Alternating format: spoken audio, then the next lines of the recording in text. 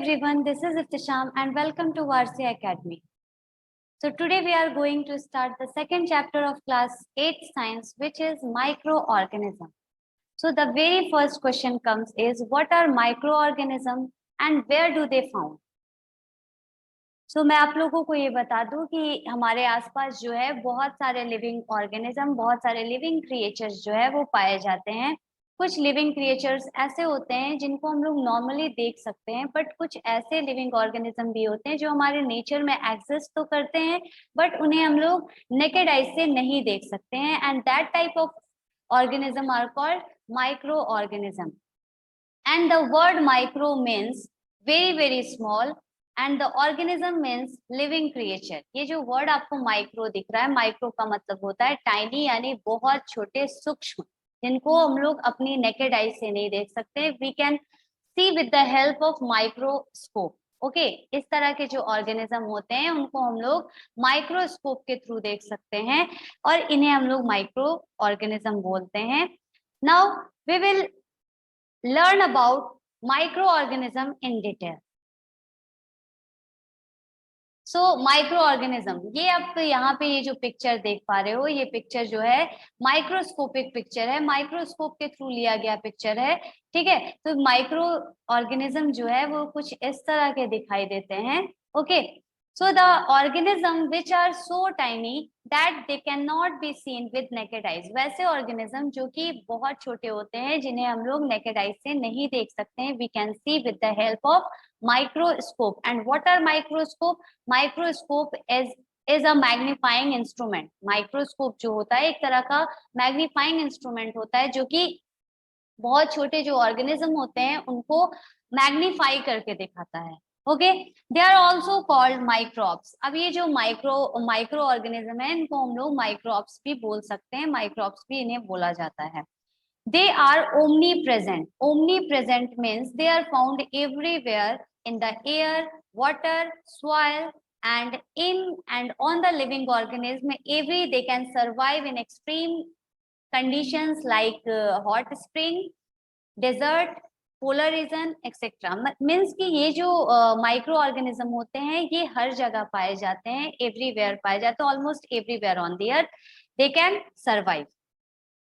Some grow on other organism and some exist freely. कुछ micro organism ऐसे होते हैं जो कि किसी दूसरे ऑर्गेनिज्म में ग्रो कर पाते हैं, बट कुछ ऐसे भी होते हैं जो हमारे एटमॉस्फेयर में फ्रीली एक्सिस्ट करते हैं. Some microbes live alone while some live in the colonies. अब देखिए ये जो माइक्रोब्स होते हैं कुछ ऐसे होते हैं जो कि अलोन यानी अकेले रहते हैं, बट कुछ ऐसे होते हैं जो कि ग्रुप में पाए जाते हैं. They form a hard outer covering around their body called cyst. अब हम लोग यहाँ पे cyst की बात करेंगे कि ये जो cyst होता है, ये जो टर्म यहाँ पे यूज हो रहा है, ये क्या होता है? It is the hard outer covering. ठीक है, जो कि माइक्रोस्कोप जो होते हैं वो अपने अराउंड फॉर्म करते हैं जब ये इनको कहीं पे अनफेवरेबल कंडीशन में होते हैं, तो ये अपने बॉडी को प्रोटेक्ट करने के लिए एक outer covering, hard outer covering form कर लेते हैं. And this hard outer covering is known as cyst, and this cyst protects them from unfavorable condition of temperature and dryness. Okay, तो आप लोग यहाँ पे समझ गए ना कि माइक्रो ऑर्गेनिज्म क्या होता है. अब देखिए ये जो माइक्रो ऑर्गेनिज्म है ये different different shapes and size में देखने को मिलते हैं. यहाँ पे आप देख पा रहे हो ना, यहाँ पे जो पिक्चर है इसमें भी जो माइक्रो ऑर्गेनिज्म आप लोग देख पा रहे हो ये एक दूसरे से शेप एंड साइज में बिल्कुल अलग दिखाई देते हैं.